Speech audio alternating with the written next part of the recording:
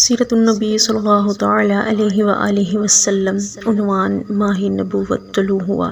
حضرت ابن عباس رضی اللہ تعالی عنہ فرماتے ہیں کہ حضور نبی پاک صلی اللہ تعالی علیہ وآلہ وسلم اس دنیا میں تشریف لائے۔ آپ کی آنول نال کٹی ہوئی تھی۔ آنول نال کو بچہ پیدا ہونے کے بعد دائیا کاٹتی ہے۔ آپ ختنہ شدہ پیدا ہوئے۔ عبد المطلب یہ دیکھ کر بے حد حیران ہوئے اور خوش بھی۔ وہ کہا کرتے تھے میرا یہ بیٹا نرالی شان کا ہوگا۔ آپ صلی اللہ تعالی علیہ وآلہ وسلم کی پیدائش سے پہلے مکہ کے لوگ خشک سالی اور قحط کا شکار تھے، لیکن جو ہی آپ کے دنیا میں تشریف لانے کا وقت قریب آیا، بارشیں شروع ہو گئیں، خشک سالی دور ہو گئی، درخت ہرے بھرے ہو گئے اور پھلوں سے لد گئے، زمین پر سبزہ ہی سبزہ نظر آنے لگا۔ پیدائش کے وقت آپ صلی اللہ تعالی علیہ وآلہ وسلم اپنے ہاتھوں پر جھکے ہوئے تھے، سر آسمان کی طرف تھا۔ ایک روایت کے الفاظ یہ ہیں کہ آپ گھٹنوں کے بل جھکے ہوئے تھے، مطلب یہ کہ سجدے کسی حالت میں تھے۔ آپ صلی اللہ تعالی علیہ وآلہ وسلم کی مٹھی بند تھی اور شہادت کی انگلی اٹھی ہوئی ہوتی ہے، جیسا کہ ہم نماز میں اٹھاتے ہیں۔ حضور انور صلی اللہ تعالی علیہ وآلہ وسلم فرماتے ہیں جب میری والدہ نے مجھے جنم دیا تو ان سے ایک نور نکلا، اس نور سے شام کے محلات جگمگا اٹھے۔ آپ صلی اللہ تعالی علیہ وآلہ وسلم کی والدہ سیدہ آمینہ فرماتی ہیں محمد صلی اللہ تعالی علیہ وآلہ وسلم کی پیدائش کے وقت ظاہر ہونے والے نور کی روشنی میں مجھے بصرہ میں چلنے والی اونٹوں کی گردنیں تک نظر آئیں۔ علامہ سہلی رحمہ اللہ تعالی علیہ نے لکھا ہے کہ جب آپ پیدا ہوئے تو آپ نے اللہ کی تعریف کی۔ ایک روایت میں یہ الفاظ آئے ہیں اللہ اکبر کبیرا والحمد للہ کثیرا وسبحان اللہ بکرۃ واسیلا۔ اللہ تعالیٰ سب سے بڑا ہے، اللہ کی بے حد تعریف ہے اور میں صبح اور شام اللہ کی پاکی بیان کرتا ہوں۔ آپ کی ولادت کس دن ہوئی اس پر سب کا اتفاق ہے کہ وہ پیر کا دن تھا۔ آپ صبح فجر طلوع ہونے کے وقت دنیا میں تشریف لائے۔ تاریخ پیدائش کے سلسلے میں بہت سے اقوال ہیں۔ ایک روایت کے مطابق آپ 12 ربیع الاول کو پیدا ہوئے، ایک روایت 8 ربیع الاول کی اور ایک 2 ربیع الاول کو بھی ہے۔ اس سلسلے میں اور بھی بہت سی روایات ہیں۔ زیادہ تر مورخین کا خیال ہے کہ آپ 8 ربیع الاول کو پیدا ہوئے۔ تقویم کے طریقہ کے حساب سے جب تاریخ نکالی گئی تو 9 ربیع الاول ہوئی، مطلب یہ کہ اس بارے میں بالکل بھی کسی کو سچ معلوم نہیں۔ اس پر سب کا اتفاق ہے کہ مہینہ ربیع الاول کا تھا اور دن پیر کا۔ یہ بھی کہا جاتا ہے کہ آپ کو پیر کے دن ہی نبوت ملی، پیر کے روز ہی آپ نے مدینہ منورہ کی طرف ہجرت فرمائی اور پیر کے روز ہی آپ کی وفات ہوئی۔ آپ عام الفیل میں پیدا ہوئے، یعنی ہاتھیوں والے سال میں۔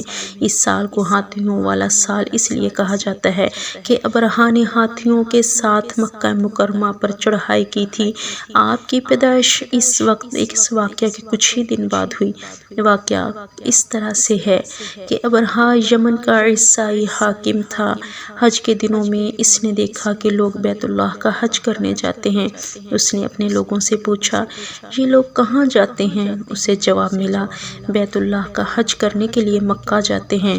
اس نے پوچھا بیت اللہ کس چیز کا بنا ہوا ہے؟ اسے بتایا گیا پتھروں کا ہے۔ اس نے پوچھا اس کا لباس کیسا ہے؟ بتایا گیا ہمارے ہاں سے جو دھاری دار کپڑا جاتا ہے اس سے اس کی پوشاک تیار ہوتی ہے۔ ابرہہ عیسائی تھا۔ ساری بات سن کر اس نے کہا مسیح کی قسم میں تم لوگوں کے لیے اس سے اچھا گھر تعمیر کروں گا۔ اس طرح اس نے سرخ، سفید، زرد اور سیاہ پتھروں سے ایک گھر بنوایا، سونے اور چاندی سے اس کو سجایا، اس میں کئی دروازے رکھوائے، اس میں سونے کے پترے جڑوائے، اس کے درمیان میں جواہر لگوائے، اس مکان میں ایک بڑا سا یاقوت لگوایا، پردے لگوائے، وہاں خوشبو میں سلگانے کا انتظام کیا۔ اس کی دیواروں پر اس قدر مشک ملا جاتا تھا کہ وہ سیاہ رنگ کی ہو گئیں، یہاں تک کہ جواہر بھی نظر نہیں آتے تھے۔ پھر لوگوں سے کہا اب تمہیں بیت اللہ کا حج کرنے کے لیے مکہ جانے کی ضرورت نہیں رہی، میں نے یہیں تمہارے لیے بیت اللہ بنوا دیا ہے، لہٰذا اب تم اس کا طواف کرو۔ اس طرح کچھ قبائل کئی سال تک اس کا حج کرتے رہے۔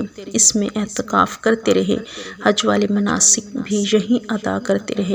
عرب کے ایک شخص نفیل خشمی سے یہ بات برداشت نہ ہو سکی، وہ اس مصنوعی خانہ کعبہ کے خلاف دل ہی دل میں کرتا رہتا۔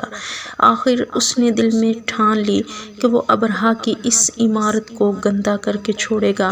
پھر اس ایک رات اس نے چوری چھپے بہت سی گندگی اس میں ڈال دی۔ ابرہہ کو معلوم ہوا تو سخت غضبناک ہوا، کہنے لگا یہ کارروائی کسی عرب نے اپنے کعبہ کے لیے کی ہے، میں اسے ڈھا دوں گا، اس کا ایک ایک پتھر توڑ دوں گا۔ اس نے شام و حبشہ کو یہ تفصیلات لکھ دیں، اس سے درخواست کی کہ وہ اپنا ہاتھی بھیج دے۔ اس ہاتھی کا نام محمود تھا۔ یہ ہاتھی اس قدر بڑا تھا کہ اتنا بڑا ہاتھی روئے زمین پر دیکھنے میں نہیں آیا تھا۔ جب ہاتھی اس کے پاس پہنچ گیا تو وہ اپنی فوج لے کر نکلا اور مکہ کا رخ کیا۔ یہ لشکر جب مکہ کے قرب و جوار میں پہنچا تو ابرہہ نے فوج کو حکم دیا کہ ان لوگوں کے جانور لوٹ لیے جائیں۔ اس کے حکم پر فوجیوں نے جانور پکڑ لیے، ان میں عبد المطلب کے اونٹ بھی تھے۔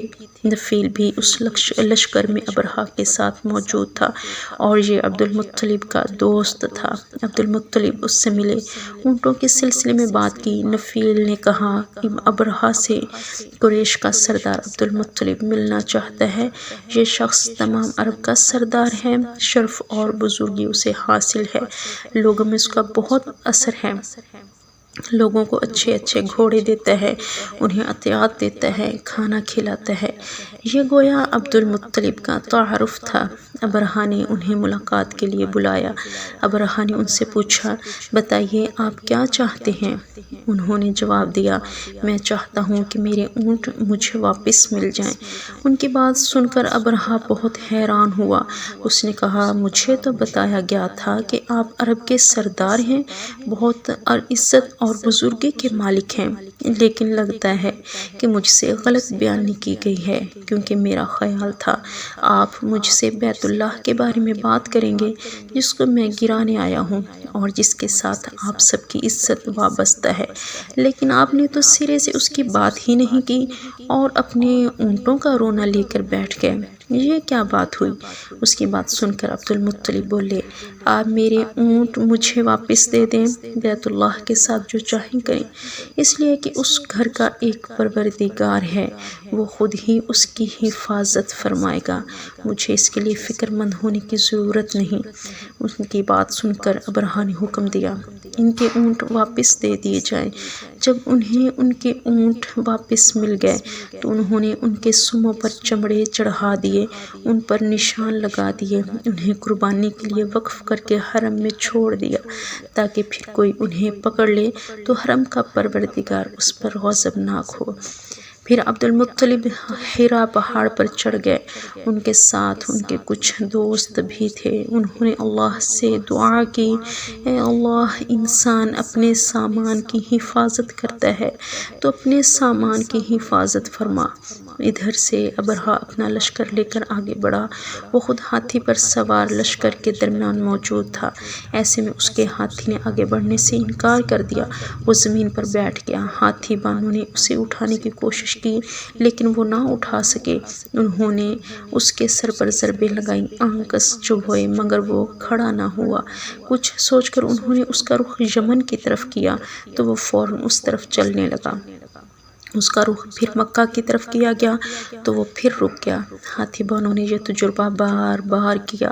آخر ابرہہ نے حکم دیا ہاتھی کو شراب پلائی جائے تاکہ نشے میں اسے کچھ ہوش نہ رہے اور ہم اسے مکہ کی طرف آگے بڑھا سکیں۔ چنانچہ اسے شراب پلائی گئی لیکن اس پر اس کا کچھ اثر نہ ہوا۔